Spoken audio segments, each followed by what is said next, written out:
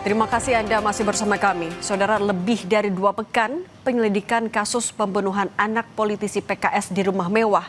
Polisi belum menemukan pelaku dan menetapkan tersangka. Polisi menyebut masih mencocokkan sejumlah bukti ilmiah dengan keterangan saksi untuk mencari pembunuh anak politisi PKS di rumah mewah. Polisi telah memeriksa 22 saksi yang berasal dari lingkungan terdekat korban, yakni keluarga, tetangga, karyawan, hingga orang tua dari teman korban.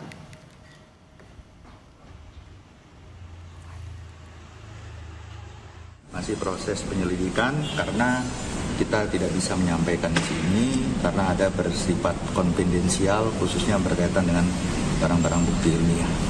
Gitu. Sementara udah 22 ya, sementara 22. Untuk keterangan apapun dari pemeriksaan saksi tersebut kami belum bisa menyampaikan. Alat buktinya masih semua diuji, di-compare, diperbandingkan. Kalau memang ada persesuaian, ya kita akan koordinasikan dengan penyidik. Jadi untuk sementara kami belum bisa menyampaikan dari beberapa saksi itu, saksi mahkota apakah ada, apakah tidak ada, berapa jumlahnya, belum bisa kami sampaikan. Sementara itu, Saudara, dalam pernyataannya pada 24 Desember 2025, Kasat Reskrim AKP Yoga Tama menyebut senjata tajam yang digunakan pelaku untuk membunuh korban belum ditemukan di TKP rumah mewah. Polisi menyebut saat melakukan olah TKP, penyidik mencari senjata tajam yang menjadi barang bukti utama pelaku untuk melukai korban di seluruh rumah, baik di taman, saluran drainase hingga dalam rumah. Namun, polisi tidak menemukan barang bukti tersebut. Sementara itu, Saudara, CCTV yang berada di dalam rumah ataupun di luar rumah juga tidak berfungsi. Di area dalam TKP maupun luar TKP, termasuk di depan itu ada bagian lahan kosong, semak-semak maupun gorong-gorong pun sudah kita lakukan pengecekan, baik dari atas genteng sudah kita lakukan pengecekan juga. Sampai sekarang kita belum menemukan alat yang diduga menjadi alat yang digunakan pelaku untuk melakukan aksinya. Ya, belum ditemukan, Bang, ya? Belum ditemukan. Ya. Lebih dari 2 pekan, pembunuhan anak politisi PKS di dalam rumah mewah belum juga terungkap. Polisi masih memeriksa sejumlah saksi terdekat korban untuk memeriksa alibi dan mencari motif pembunuhan. Kriminolog Hanifah Hasna mengungkap kemungkinan anak politisi PKS bukan target utama pelaku. Namun korban dibunuh karena ada unsur dendam kepada orang tua korban. Motif ekonomi artinya dalam hal ini tidak ada yang hilang, itu memang mengarah pada 2 kemungkinan besar. Kemungkinan yang pertama adalah motif emosional seperti dendam atau kemarahan personal, entah kepada anggota keluarga yang mana, apakah orang tua atau yang lainnya. Yang kedua, tindakan kekerasan ini memang fokus pada korban, bukan pada harta. Artinya bahwa menyakiti seseorang dengan melukai tadi itu sebagai korban simbolik, gitu ya, untuk mengarah kepada korban yang sesungguhnya.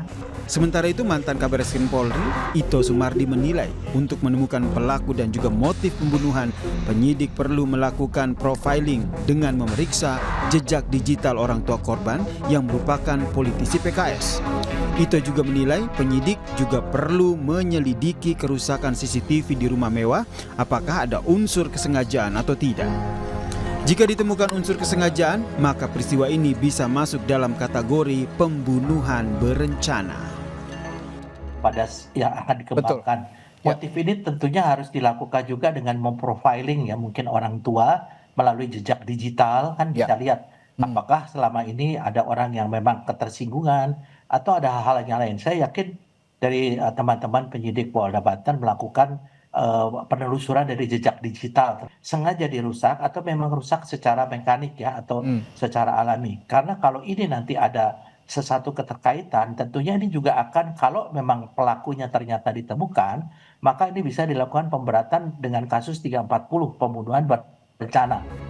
Rumah mewah ini masih menyimpan teka-teki siapa pembunuh anak politisi PKS yang tewas akibat sejumlah luka senjata tajam di tubuhnya. Korban tewas tanpa pengawasan orang tua. asisten rumah tangga, hingga CCTV yang tidak berfungsi. Tim Liputan, Kompas TV. Saudara, lebih dari 2 pekan polisi belum menetapkan tersangka dalam kasus pembunuhan anak politisi PKS di rumah mewah ini, saudara. Benarkah proses penyelidikan ini terhambat karena sejumlah barang bukti yang hilang atau rusak? Kita bahas bersama dengan Komisioner Kompolnas, Mas Yusuf Warsim, yang telah bergabung bersama kami di Kompas Petang. Selamat petang, Mas Yusuf. Selamat petang. Mas Yusuf, ini kan sudah 22 saksi diperiksa, tapi apa yang menjadi ganjelan dari polisi sehingga hingga saat ini belum ada tersangka? Iya, jadi memang yang paling penting kita mendapatkan update soal apakah hingga 2 pekan ini ada hambatan-hambatan yang itu membuat kesulitan mengungkapkan fakta-fakta yang bisa mengarah siapa terduga pelakunya. Kami Kompolnas masih terus melakukan pemantauan dan update terkait dengan perkembangan penyelidikan yang dilakukan memang belum kita terima kembali. Sementara ini kita tanyakan apakah ada hambatan-hambatan yang sangat prinsip masih belum bisa dijawab. Artinya penyidik kita anggap belum menemukan hambatan-hambatan. Dari Kompolnas sendiri, Mas Yusuf, juga hambatan itu. Iya, Mas Yusuf, maaf saya potong, dari Kompolnas sendiri juga ikut mencermati tidak? Karena kalau kita lihat kasus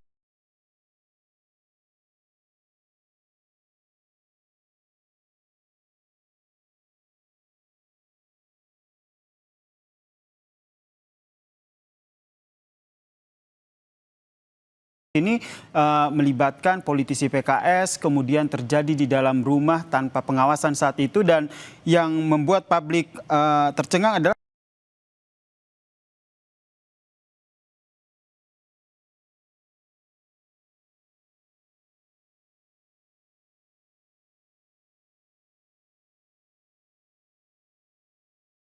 CCTV yang rusak, kemudian tidak ada jejak pelaku. Iya, sebenarnya dari aspek TKP mudah gitu, maksudnya untuk mengurai jejak fakta-fakta orang per orang yang itu perlu dan patut dimintain klarifikasi dan keterangan itu sangat mudah gitu. Misal dipastikan dalam 3 kali 24 jam apakah ada orang yang selama ini tidak pernah bertamu atau berkunjung, kan itu. Itu kan mudah memastikan kepada orang-orang yang berada di rumah tersebut di mana korban ditemukan. Nah, itu sebenarnya satu peluangnya itu mendapatkan kesaksian-kesaksian sehingga dari sana bisa muncul seseorang yang patut dicurigai dulu. Nah, begitu. Nah, yang kedua, memang yang perlu kita garis bawahi di dalam proses pengumpulan bukti-bukti dan fakta ini soal, saya kira sepakat dengan Pak Ito beberapa waktu lalu, khusus kita menggarisbawahi soal adanya fakta yang disebut kerusakan CCTV yang tidak kerusakan, fakta CCTV tidak berfungsi. Nah, ini tentu memang mengundang pertanyaan gitu. Ini rumah mewah, CCTV-nya ada berapa titik, apakah semuanya tidak berfungsi atau pada posisi space yang strategis yang mengarah kepada ruang TKP yang itu tidak berfungsi. Ini yang masih perlu kami lakukan pendalaman, permintaan klarifikasi dalam prosesnya, dan ini perlu dijelaskan secara transparan apakah semua CCTV yang ada di rumah tersebut tidak berfungsi. Nah, tidak berfungsinya. Dan ini yang akhirnya diminta oleh Kompolnas ya ke pihak kepolisian dalam hal ini Polda Banten yang sudah mengambil alih kasus ini. Update terakhir dari Polda Banten setelah mengambil alih kasus ini yang sudah didapat oleh Kompolnas apa? Untuk resmi diambil alih kami belum mendapatkan informasi dan klarifikasi. Sejauh ini yang ada backup. Direktur Reserse Kriminal Umum Polda Banten, mungkin ini masih dalam tahap atau batas asistensi. Oke. Berarti belum dapat informasi juga ya Pak Yusuf Warsim soal gelar perkara yang dilakukan oleh Polda Banten?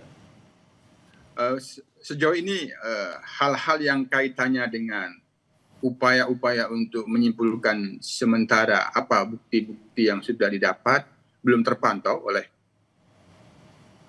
kami. Mendorong terus, yang paling utama lagi kalau memang sudah benar-benar ini diatensi oleh Polda ya, semestinya peluang untuk membentuk tim penyidik gabungan itu akan lebih baik. Tapi sebenarnya Polda sendiri masih optimis dan Polres Cilegon juga masih optimis bahwa ini akan menemukan jejak-jejak dan fakta-fakta. Tadi, sebagaimana yang sudah pernah disampaikan oleh mantan Kabareskrim Pak Ito, saya kira sepakat itu.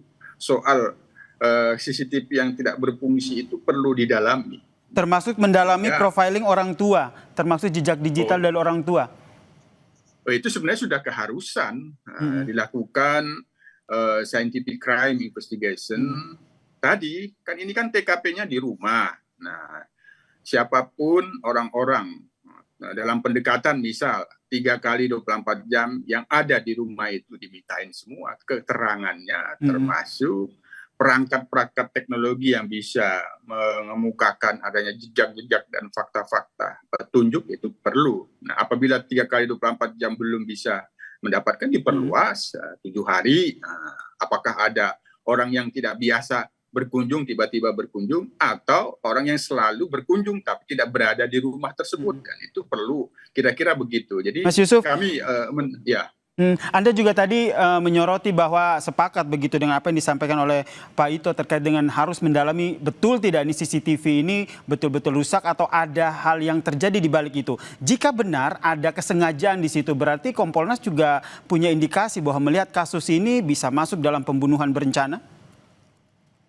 Ya, kalau ada kesengajaan kan ada fakta obstruction of justice, menghalang-halangi dan merusak barang bukti ya.